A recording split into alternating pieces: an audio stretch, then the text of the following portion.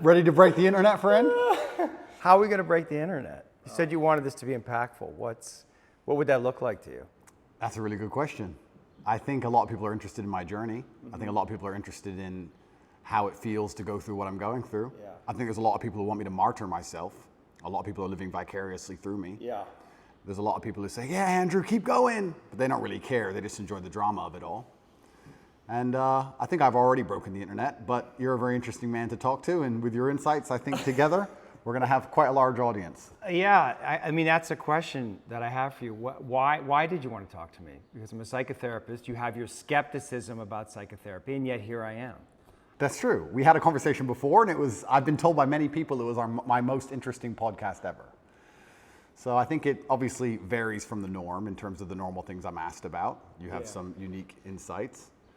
And I thought it'd be an interesting conversation. A lot of people are asking me especially about my mental state and those kind of things post-jail. So I thought, well, my most interesting podcast ever. People seem to be very interested in that side of me. So perhaps it can be a good conversation. Does it make you nervous that there may be things that you don't know about yourself that I'm going to try to reveal to you? I know everything about myself, my friend. You know everything about yourself. I believe that I have an intimate grasp of all the things about myself which matter, which allow me to compete. Right. So there may be things I don't know, but I'm not sure if I particularly need them. So I'm not that interested. Right. What's useful is more important than what's true. Absolutely. Right, and you've developed a framework of thinking about yourself and thinking about reality that's been incredibly effective for you. Completely. Right. What's useful is more, you nailed it. What's useful is more important than what's true. Do you like to make people think what you think? Because you have a lot of influence. Yeah.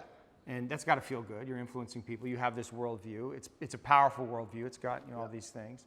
And so you want to influence other people in some way to adopt that. I think that charity, even of itself, I think charity is probably one of the most selfish things you can do, which most people say, I'm giving money. I give $25 million a year. There's a website, tatepledge.com, you can see it. And I feed children all across war-torn countries, mainly in the Islamic world and in Africa. Am I doing that for the children? Yes. But I also feel great. I feel good for doing that. Of course. Yeah. So it's not a selfless act. No, nothing selfless. Nothing selfless. And it shouldn't be. And it shouldn't be, that's right. So when I'm helping all these people out here, I'm not doing it because I'm some philanthropist.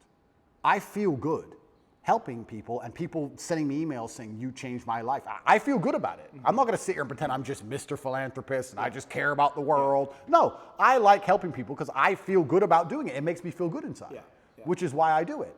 So yeah, I use my power to feel good. And I think the easiest way to feel good is to make others feel good. I believe that humans exist that way, and I think that's why we're societal animals. Even in jail, when I felt my worst, my goal was to make someone else smile. Because if I can make someone else smile, I would smile.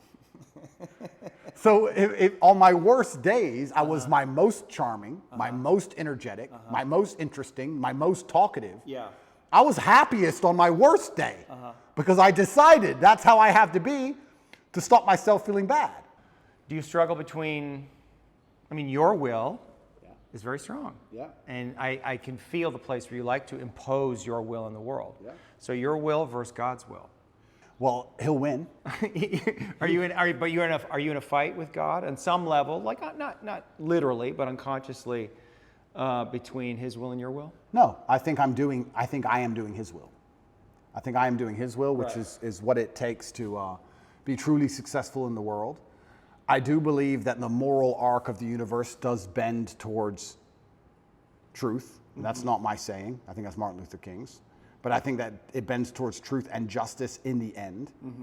I think that the battles we are currently fighting in society, which look hopeless, in the end can be won. And I feel like I am doing his will by standing up and telling the truth. I think I'd have to be a complete coward of a man to end up having all of the masculine youth of a planet paying attention to every word I say, and then say, oh, but if I tell them good things, if I help them and help the world by extension, I might get in trouble. That'd make me a bitch, and that's not who I am. Yeah. So I think if you give any man worth his salt that degree of power and influence and responsibility, he's going to stand up and say, okay, this is how you should live as a man, and this is how you can make the world a better place, unless he's afraid of the repercussions by the evil people, by the people who are on the other side, who are genuinely evil and satanic, who are out to destroy good and truth. And I'm not a coward. I've never seen myself as a coward. And in fact, we don't talk about vulnerability. The number one thing I could never exist as is a coward. I think that's, you want to talk about my biggest fear, it would be knowing I'm a coward. How are you making sense of what's happening to you? Is it God's will? Is it a co-creation? In some way, did you co-create this? Oh, no. Or are you just like a victim of the Matrix? No, I'm not a victim. So absolutely everything is, I believe. In some way you're a victim. Completely, but I believe in self-accountability. Sure. I could have prevented this. Well, how did you co-create this? If let's presuppose you did. I created this by being monumentally successful. Are you taking on the full responsibility that you have given all of the gifts that you've been given by God? Yeah. Is there any place where you're not taking on responsibility for that? No. I think I take care of absolutely everybody I love in every single way. I think anybody who's ever needed me, I've been there for them if they've deserved it. I think anybody who listens to my message is becoming a better person overall. I genuinely believe I'm fixing and helping society. I don't know what else more I'm supposed to do. I mean, to a degree, I've almost martyred myself. What else more can I do? My options at this point are either to continue to help people and explain to men why I became so successful, which is all I'm basically doing. I'm saying you're a man and you're upset and you want to be X. I'm telling you how I became what I wanted to be. This is what I did. My general consensus is that I don't think I can change or affect the world to the point where pain and suffering and bad things are not going to happen. So isn't it best if I just enjoy all of that? Doesn't that make me as powerful as possible if I say, oh yeah, okay, this is going to suck, good. I mean, I do it when I fight. Yesterday I was fighting, right? We were doing 12 rounds and all of us were destroyed. And the more he hurt me, the more I wanted to hurt him back. The more he hurt me, the better it felt. The more powerful I felt, the more he hit me. Because then it's my turn, right? So if I can't stop him from punching me, and I'll do my best, but if I can't, then surely you should learn to enjoy it, right? And I don't think you can stop life from hitting you. And I don't think you can stop life from giving you unexpected surprises. And I don't think you can stop yourself from feeling sometimes sad or anxious or upset. So I think the best mindset you could adopt is finding that engaging and exciting. I'm not going to lie to you. Although I am facing very serious charges, and although they are trying to destroy my life, and although I cannot sleep the same, and although they're out to get me, and although I've suffered, part of me is excited. Part of me is like, okay. Why? Because it's a war. But you said you were excited about it, so maybe there's some way you actually wanted this. I didn't want this. In fact, I had conversations with Tristan for a long time, and I kept saying Icarus to him. When I would decline, certain podcasts, I would decline meeting certain famous people, I would decline talking about politics, I would decline things, and I would keep saying Icarus. And he would say, why are you doing this? And I just reply Icarus. Because I knew if I got too big that they were going to come for me. I knew that. So I tried to balance it, and I felt like I did a pretty good job, but unfortunately I got it a little bit wrong. My fault. I got it wrong. I put myself here. But I also don't believe that there's any light without dark. It's yin and yang for a reason. I don't think that I can just become the most Googled man on the planet and become monumentally successful and make hundreds of millions of dollars and nothing bad's going to come from it. I think that would be hubris. I wasn't looking for it, but I was never... Did you attract it in some way? Well, if you are a force for good, then the evil is going to attack you, isn't it? And I do genuinely believe this is the battle of good versus evil in the world today. I believe that truth is always going to be on the side of good. I am religious. I believe the things I say most people knew were true only 10 to 15 years ago. I don't think they're radical ideas. And I think that there is an evil force in the world which is extremely deceptive. And they are out to try and silence me. Not because what I say is wrong. It's in fact because what I say is right.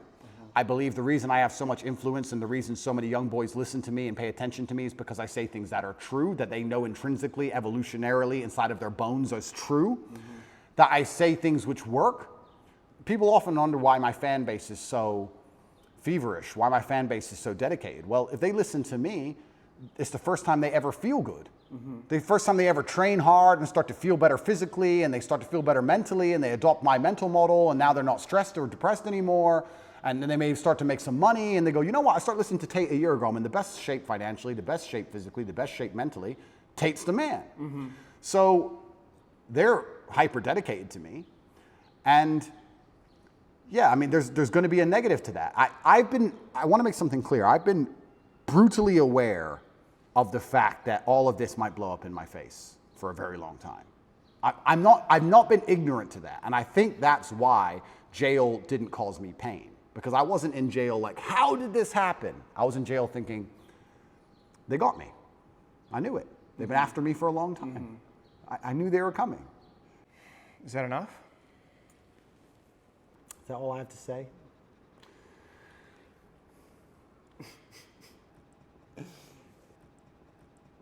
It's been good fun. Yeah. And I feel like I've learned some things. And I feel like we need to do it again. Absolutely. Yeah, that was fun. I appreciate you, man. Thank you, bro. Yeah. Thank you.